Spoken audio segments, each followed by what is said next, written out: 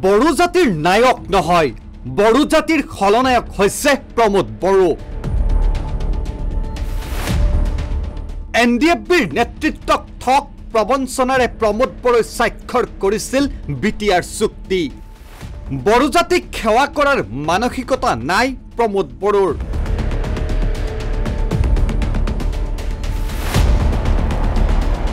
BTCক ধ্বংস কৰি দুৰ্বল কৰিলে প্ৰমোদ বড়োৱে। সমাগত BTCৰ নিৰ্বাচনৰ পূৰ্বে এনেদৰে BTR প্ৰধান প্ৰমোদ বড়োক বড়ো জাতিৰ খলনায়ক আখ্যা দিলে নিখিল বড়ো জ্যেষ্ঠ নাগৰিক সন্থাই। আমাৰ কাৰণে প্ৰমোদ বড়ো ডাঙৰীয়া জাতীয় তেওঁ নেতা নহয়, তেওঁ জাতীয় ভিলেন টু চিনেমাত এই যে মানে ভিলেন যিটো কোৱা হয় খলনায়কৰ নিচিনা তেখেতে কাম কৰিছে। বড়ো জ্যেষ্ঠ নাগৰিক সন্থাৰ সাধাৰণ সম্পাদক অমৰ সিং ব্ৰহ্মই এক সংবাদমেল সম্বোধন কৰি এনেদৰে চোকা সমালোচনা কৰে UPPL দলৰ সভাপতি তথা BTR প্ৰধান প্ৰমোদ বড়োক। ব্ৰহ্মই লগতে অভিযোগ উত্থাপন কৰি কয় যে প্ৰমোদ বড়োই এপচুক নেতৃত্ব দিয়াৰ সময়ত চৰকাৰৰ পৃষ্ঠপোষকতাত কৰিছিল আন্দোলন। পৰৱৰ্তী সময়ত NDFBৰ নেতৃত্বক ৰাম ঠগন দি স্বাক্ষৰ কৰিছিল BTR চুক্তি।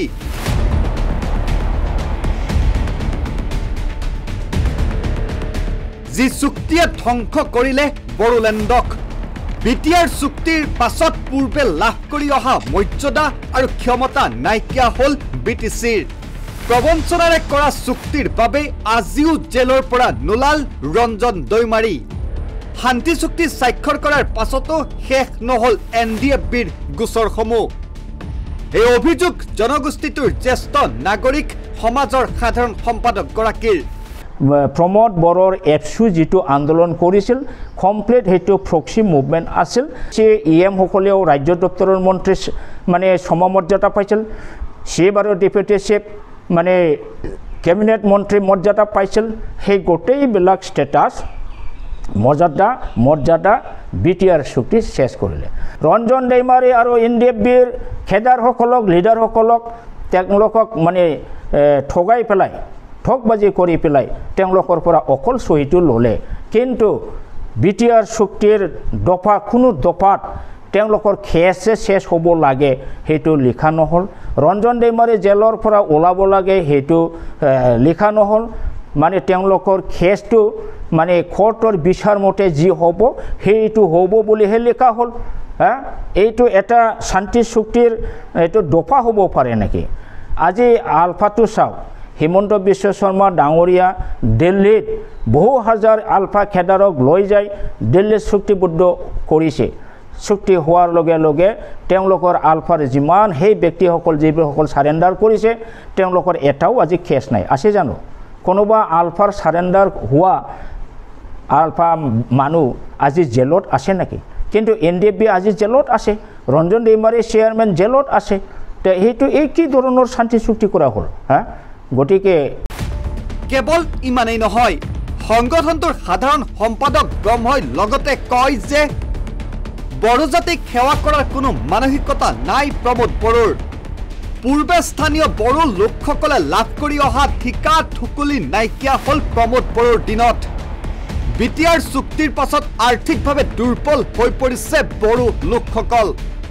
আৰু প্ৰমোদ বড়োৰ চেণ্টিমেণ্টত তেওঁৰ মনত বড়ো জাতি জনজাতিক BTC অঞ্চলৰ জনজাতিক সেৱা কৰাৰ মোটেই তেওঁৰ মানে মেণ্টেলিটি নাই।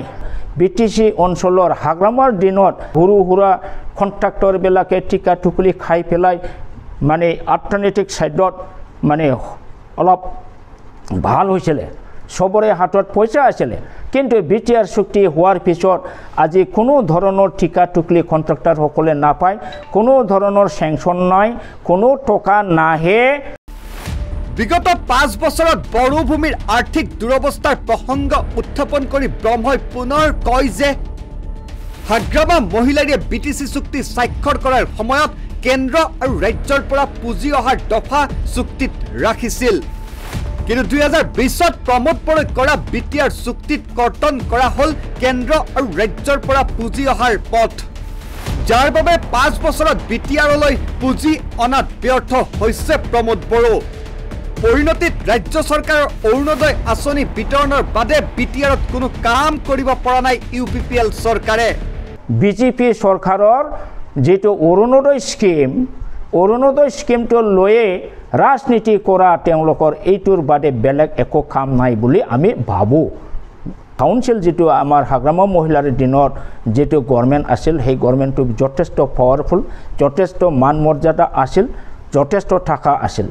থকাটো হৈছে চেণ্ট্ৰেল শ্বেয়াৰ, ষ্টেট শ্বেয়াৰ, তাৰোপৰি পেকেজ, ডেভেলপমেণ্টেল পেকেজ বছৰত 100 কোটি টকাকৈ 5 বছৰৰ কাৰণে তেখেতসকলে পাইছিল। বিটিআৰত কি হ'ল, পেকেজ 500 কোটি টকা দিছে, কিন্তু 3 বছৰৰ কাৰণেহে। তাৰপিছত চেণ্ট্ৰেল শ্বেয়াৰ নাপায়, ষ্টেট শ্বেয়াৰ নাপায়, যাৰ ফলত আজি বিটিআৰ চুক্তিৰ পাছত প্ৰমোদ বড়ো পইচাকে আনিব নোৱাৰে, পইচা নাহে, কেনেকৈ আহিব? আহাৰ প্ৰভিজনটা চুক্তিত থাকিব লাগিব না, দফাবিলাকত থাকিব লাগিব। ক'ত আছে পইচা পোৱাৰ প্ৰমোদ বড়ো আপোনাৰ চুক্তিত? এই অভিযোগ উত্থাপন কৰি লগতে সংগঠনটোৰ নেতাগৰাকীয়ে কয় যে বিগত 5 বছৰত ইউপিপিএল চৰকাৰৰ পাৰদৰ্শিতা একেবাৰে শূন্য বাবেই বিজেপিয়ে এইবাৰ ইউপিপিএলৰ সৈতে নিৰ্বাচন খেলিবলৈ সাহস গোটাবই পৰা নাই। ইউপিপিএলৰ সৈতে থাকিলে বিজেপিৰো নাও ডুব যোৱাৰ ভয় খাইছে বিজেপি নেতৃত্বই।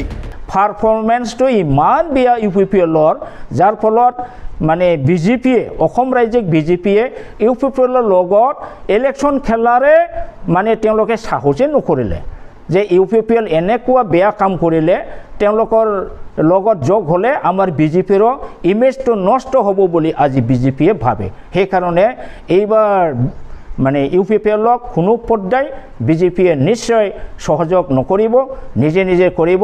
আৰু ইউপিপিএলটো হ'ল বিজেপিৰ বিনা সহায়ত তেওঁলোকে নিজাববীয়াকৈ অকল ইউপিপিএল অকলে মানে প্ৰতিদ্বন্দ্বিতা কৰাটো অসম্ভৱ। ছাত্ৰৰ ৰাজনীতিৰ পৰা সক্ৰিয় ৰাজনীতিত যোগদান কৰি বিটিআৰক ছুইজাৰলেণ্ড গঢ়াৰ সপোন দেখুৱাই 5 বছৰৰ শাসন সম্পূৰ্ণ কৰিবলৈ ওলোৱাৰ সন্ধিক্ষণত প্ৰমোদ বড়োৰ বিৰুদ্ধে নিখিল বড়ো জ্যেষ্ঠ নাগৰিক সন্থাই উত্থাপন কৰা এই অভিযোগসমূহ জনতা জনাৰ্দনে কেনেদৰে গ্ৰহণ কৰে তাৰ উত্তৰৰ বাবে ৰ'ব লাগিব নিৰ্বাচনী ফলাফললৈ। নিউজ ডেস্ক ৰিপৰ্ট, নিউজ নাও।